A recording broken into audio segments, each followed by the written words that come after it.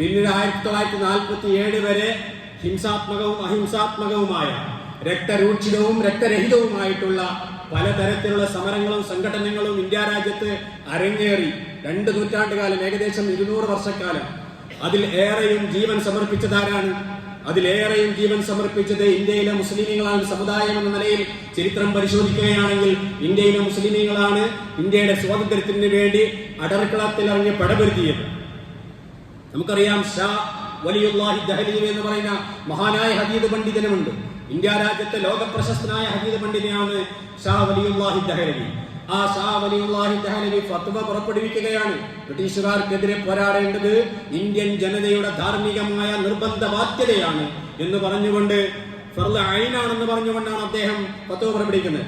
അതിൽ ഷാ അബ്ദുൽ ഹസീസ് ദഹ്ലവി, അദ്ദേഹത്തിന്റെ പുത്രൻ ലോകപ്രശസ്തനായ ഹദീദ് പണ്ഡിതൻ, അദ്ദേഹവും ഇതുപോലെ ബ്രിട്ടീഷുകാർക്കെതിരെ പോരാട്ടം നടത്തുകയാണ്.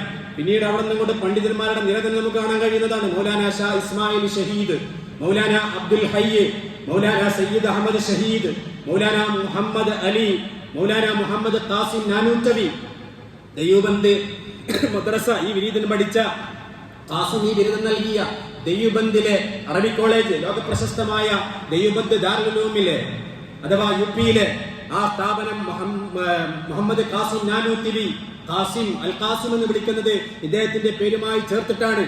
ആ മദ്രസ ആരംഭിക്കുന്നത്, ഈ പണ്ഡിതൻ ആരംഭിക്കുന്നത് ബ്രിട്ടീഷുകാർക്കെതിരെയുള്ള സമരത്തിന് വേണ്ടി വൈജ്ഞാനികമായ അടിത്തറയിൽ പോരാളികളെ ഉണ്ടാക്കിയെടുക്കുന്നതിന് വേണ്ടിയാണ്. സ്വാതന്ത്ര്യ സമരവുമായിട്ട് ഏറെ ബന്ധപ്പെട്ട് കിടക്കുന്ന ദയ്യൂബന്ദ് ദാറുൽ ഉലൂമിനെ അപകീർത്തിപ്പെടുത്താൻ വേണ്ടി ഇന്ന് ഫാഷിസ്റ്റുകളെ ശ്രമിച്ചുകൊണ്ടിരിക്കുന്ന വാർത്തകൾ നമ്മൾ കേൾക്കുകയാണ്. പക്ഷേ ഇന്ത്യ രാജ്യത്തിന്റെ സ്വാതന്ത്ര്യത്തിന് വേണ്ടി രക്തവും വൈജ്ഞാനികമായ സംഭാവനവും ജീവനും ജീവിതവും സമർപ്പിച്ച മഹാരഥന്മാരായ ഒരുപാട് പോരാളികളെ സംഭാവന ചെയ്ത മദ്രസയാണ്, അല്ലെങ്കിൽ അറബി കോളേജാണ് ദാറുൽ ഉലൂം ദയ്യൂബന്ദ് എന്ന് പറയുന്നത്.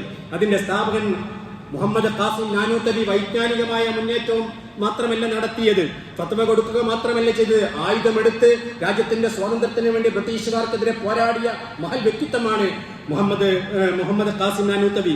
പിന്നീട് മൗലാന മുഹമ്മദുൽ ഹസൻ, അദ്ദേഹം മഹാപണ്ഡിതനാണ്. മൗലാന അബുൽ കലാം ആസാദും അല്ലാമ ഇഖ്ബാലും ഒക്കെ നമുക്കറിയാം.